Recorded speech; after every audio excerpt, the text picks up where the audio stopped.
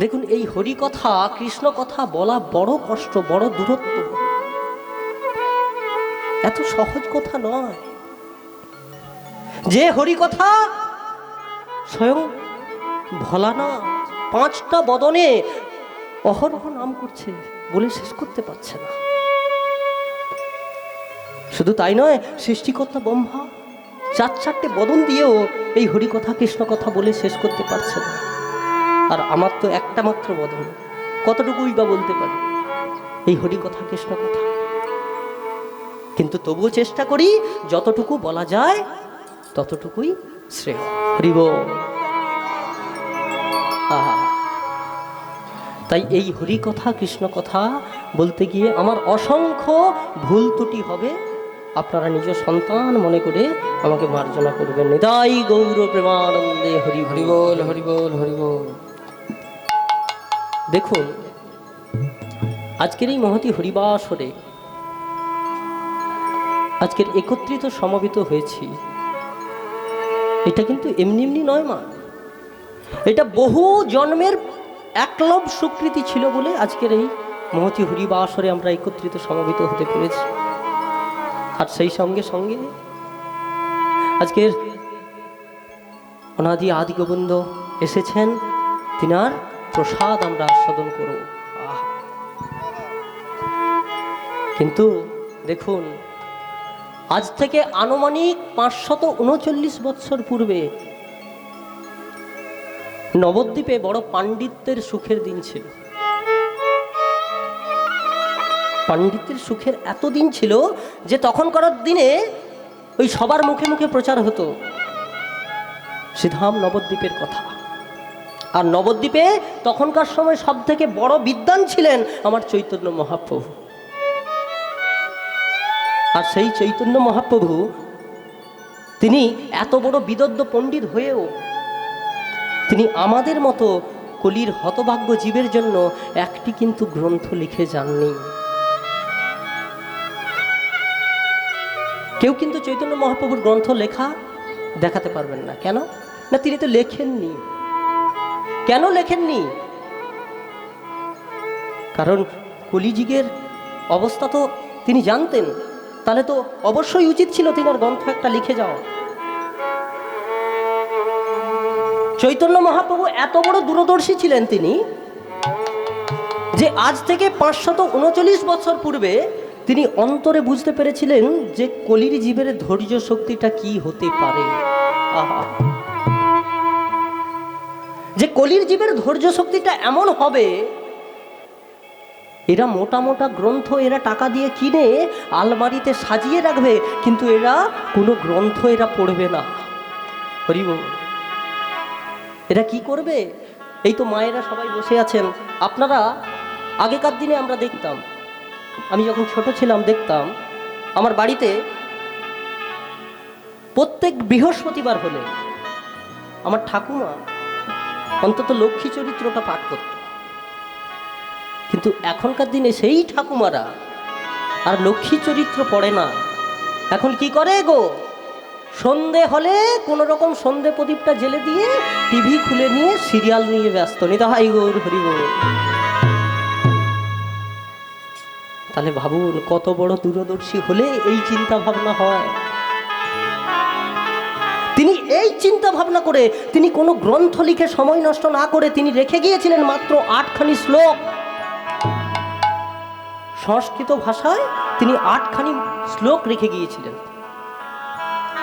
সেই 8খানি শ্লোক লিখে কিন্তু নয়, রেখে গিয়েছিলেন, যা কিনা পরে আমার কৃষ্ণদাস কবিরাজ গোস্বামী পাদ তিনি তার চৈতন্য চরিতামৃতে লিপিবদ্ধ করে গেছেন, রেফারেন্স আনার জন্য, জগৎকে শিক্ষা দেওয়ার জন্য। নিতাই গৌর হরি বল। সেই 8খানি শ্লোকের আমরা প্রথম যে শ্লোকটা, সেই শ্লোকটা লীলাপ্রারম্ভে আস্বাদন করেছি। দেখুন, এই যে ভুবন মঙ্গল হরিনাম সংকীর্তন যে ব্যবস্থা আজকের মায়েরা করেছে, এখানে মায়েরা করেছে কিন্তু শুধু মায়েদের নিজেদের জন্য কি?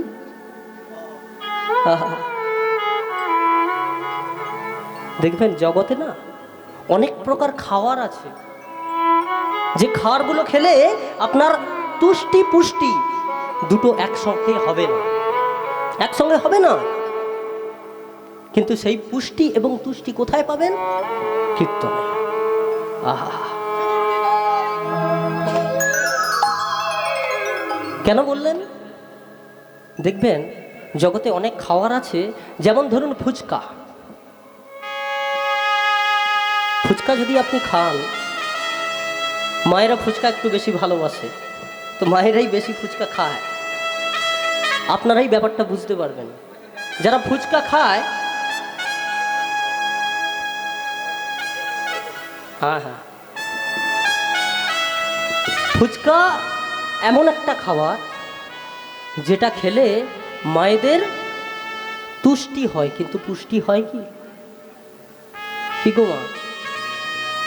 ফুচকাটা খেলে মনের স্বাদটা মেটে, কিন্তু পেটটা ভরে কি?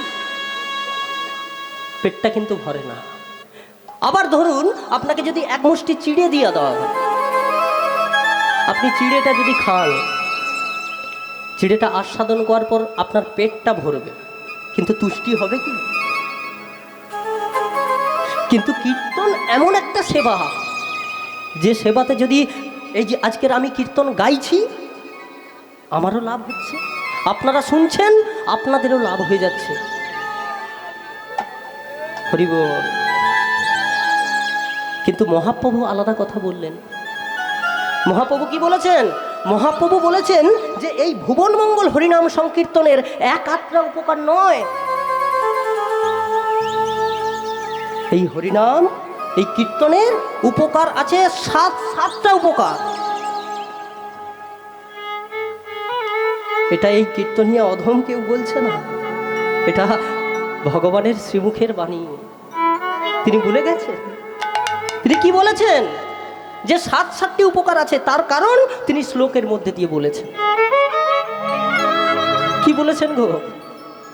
বলেছেন যে চেত দর্পণ মার্জন, ভব মহাদবাগ্নি নির্বাপন, শ্রেয় কৈরব চন্দ্রিকা বিতরণ, বধু জীবন জীবন, আনন্দ বুদ্ধি বর্ধন প্রতিপদ পূর্ণামিত সাধন সর্বাত্মস্নপন পরম বিজয়তে শ্রীকৃষ্ণ সংকীর্তনম, শ্রীকৃষ্ণ সংকীর্তনম, শ্রীকৃষ্ণ সংকীর্তনম। হৃদয় গৌর প্রেমানন্দে হরি হরি। দেখুন, আমরা কলিযুগের মানুষ, আমরা নিজেদের লাভ ছাড়া এক বিন্দু চলি না। আজকে এসেছেন সবাই, কীর্তন শোনাটার থেকে বড় জিনিস প্রসাদ পাবেন, এটা লাভ। কিন্তু প্রসাদ তো পাবেন, হরিনামটাও যে একটা সেবা, একটা আস্বাদন। হরিনামটা শুনতে হয় মা। তাই তো মহাপ্রভু বলেছেন, বলছে চেত দর্পণ মার্জন। চেত কথার মানে কি? চিত্ত। চিত্ত মানে মন। চেত দর্পণ মার্জন। দর্পণ মানে কি? দর্পণ মানে আয়না, আর মার্জন মানে ঘষে মেজে পরিষ্কার করা। এবার প্রশ্ন হচ্ছে, ধরুন প্রাকৃত জগতে যদি আমরা মনে করি এই আমার দু চোখ দিয়ে যদি আমার নিজের বদনটা দেখবো বলি, দেখতে পারি কি? এর জন্য একটা মাধ্যম প্রয়োজন, সেটা কি? আয়না। ধরুন সেই আয়নাতে যদি কাদামাটি লেপা থাকে, আমাদের মুখটা দেখা যাবে কি? মুখটা দেখা যাবে? যাবে না। তাহলে কাদামাটিটাকে পরিষ্কার করে দিতে হবে। ধরুন আয়নাটাতে কাদামাটি লেপা আছে বলে একটা কাপড় দিয়ে পরিষ্কার করে দিয়ে আমার বদনটা দেখতে পেলাম। প্রশ্ন হলো যে আমাদের মন রূপী আয়নাটাকে পরিষ্কার করব কি দিয়ে? আমাদের যে চিত্তরূপী দর্পণ, মনরূপী আয়না, সেই আয়নাতে যে জন্ম জন্মান্তরের পাপযুক্ত কাদামাটি এমন ভাবে লেপা আছে যে আমরা ভগবানকে দেখতে পাই না। তাহলে সেই কাদামাটিটা আমরা মুছবো কি? সেই কাদামাটিটা একমাত্র মোছা যায় হরিনাম রূপী মাজন দিয়ে।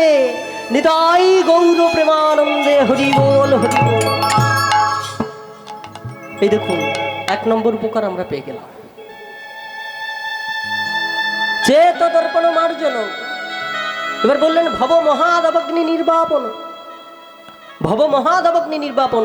এই যে সারা দেশ জুড়ে, সারা বিশ্ব জুড়ে যে দাও দাও করে মহাভাবগ্নিটা জ্বলছে, একই বাড়িতে ভাইয়ে ভাইয়ে মারামারি, পাড়ায় পাড়ায় মারামারি, গ্রামে গ্রামে মারামারি, দেশে দেশে মারামারি, বিদেশে বিদেশে মারামারি। এই যে সারা পৃথিবী জুড়ে দাও দাও করে যে ভব দাবাগ্নিটা জ্বলছে, এই ভব দাবাগ্নিটা একমাত্র নিভে যেতে পারে যদি সংকীর্তন রূপী প্লাবন জগতের মধ্যে বহে যায়।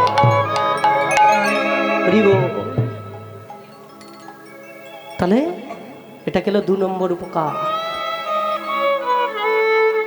মহাভব দাবাগ্নি নির্বাপন শ্রেয় কৈরব চন্দ্রিকা বিতরণ। শ্রেয় মানে কি গো বাবা? শ্রেয় মানে হলো কল্যাণ। কৈরব মানে শালুক ফুল। আচ্ছা মা, শালুক ফুল কখন ফোটে? সূর্যের আলো পড়লে না? সূর্যের আলো পড়লে ফোটে? তাহলে চাঁদের আলো পড়লে ফোটে। হরি বল। কিন্তু এই শালুক ফুল যখন চাঁদের আলো পড়লে ফুটে, যেরকম রাতে সকলকে জগৎকে শোভা দান করে, আমাদের যে হৃদয়ে যে কল্যাণরূপী শালুক ফুলটা আছে, যদি হরিনামের ছোটা যদি কখনো এই শালুক ফুলের উপর পড়ে, তবেই এই শালুক ফুলটি প্রস্ফুটিত হয়ে জগৎকে শোভা দান করবে। আহা। এরপর বললেন বিদ্যাবধূ জীবন। বিদ্যাবধূ, এই পদাবলিতে যে বধূ বানানটা লিখেছেন, এই বধূ কিন্তু অন্য বধূ। যেমন বধ হয় দীর্ঘকার বধূ, এটা মানে হলো স্ত্রীলোক, এটা হলো বধূ। বধূ মানে স্ত্রীলোক। আর পদাবলিতে যে বধূটা ব্যবহার হয়েছে, এই বধূ মানে হলো বন্ধু। মহাপ্রভু এই স্ত্রীলোকের সঙ্গে আধ্যাত্মিককে কেন জড়ালেন? আধ্যাত্মিক বিদ্যাকে কেন জড়ালেন না? দেখবেন যেমন স্ত্রীলোক যাত্রার কাছে ধরা দেন না, যাত্রার কাছে মুখ দেখান না, যাত্রার কাছে মুখের ওড়নাটা সরিয়ে দেয় না, তদ্রূপ এই ভক্তি জগৎটা এমন একটা জগৎ, যারা প্রকৃত ভক্ত হতে পেরেছে, যারা বৈষ্ণব হতে পেরেছে, যারা ভগবানের শরণাপন্ন হয়েছে, তারা দেখবেন সচরাচর সবার সামনে যায় না, তারা অনেক ভেতরে থাকে, তবেই ভজন সাধনটা হয়, তবেই সম্ভব। তাই তো স্ত্রীলোকের সঙ্গে তুলনা করেছে। বললেন বিদ্যাবধূ জীবন আনন্দ বুদ্ধিবর্ধন।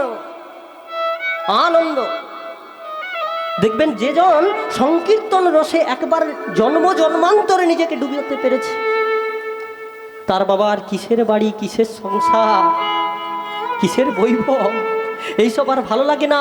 তখন যেন মনে হয় যেন সদাই সর্বদা যদি হরি কীর্তনে যদি ডুবে থাকতে পারি, তবেই আমার সবেতেই মঙ্গল।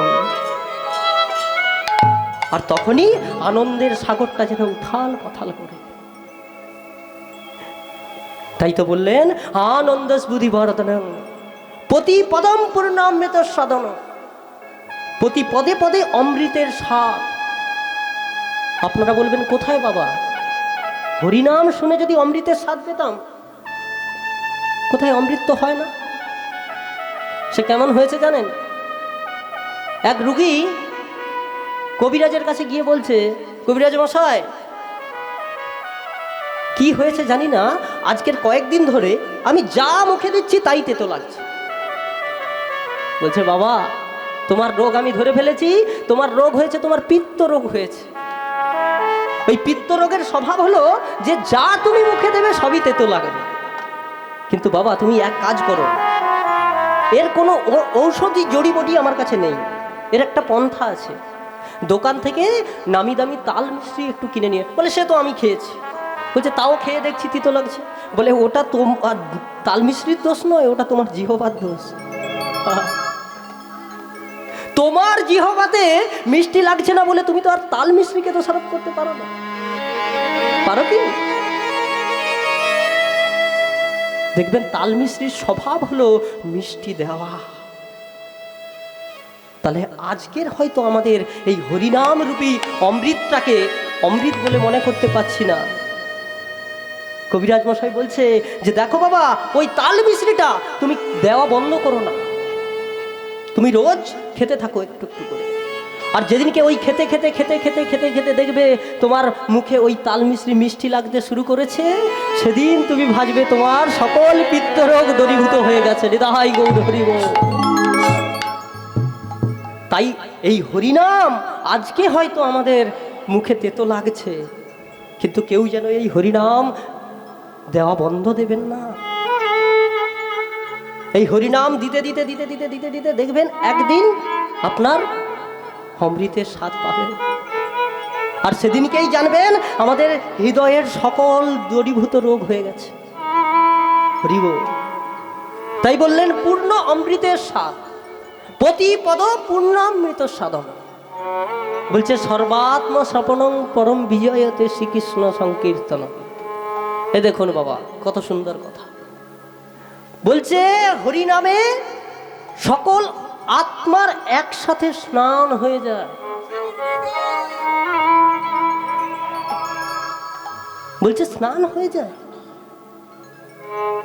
এই যে দেখুন আজকের আমি এখানে হরিনাম গাইছি, আপনারা শুনছেন, আর অনেকে দাঁড়িয়ে দাঁড়িয়ে শুনছেন, আবার অনেকে আসতে পারেনি তারা মাইকের ধ্বনিতে শুনছে, আবার যারা শুনবে না বলে রাস্তা দিয়ে হেঁটে চলে যাচ্ছে, শুনবে না বলে পালিয়ে যাচ্ছে, ইচ্ছায় বা অনিচ্ছায় এই নাম তাদের কর্ণে প্রবেশ করছে। তাই তাদেরও একসঙ্গে সর্ব আত্মা স্নান হয়ে যায়। নিতাই গৌর হরি বল, হরি বল। তাই তো বললেন প্রতিপদ পূর্ণামৃত সাধনং সর্বাত্ম স্নাপনং পরম বিজয়তে বিজয়তে কৃষ্ণ সংকীর্তন সংকীর্তন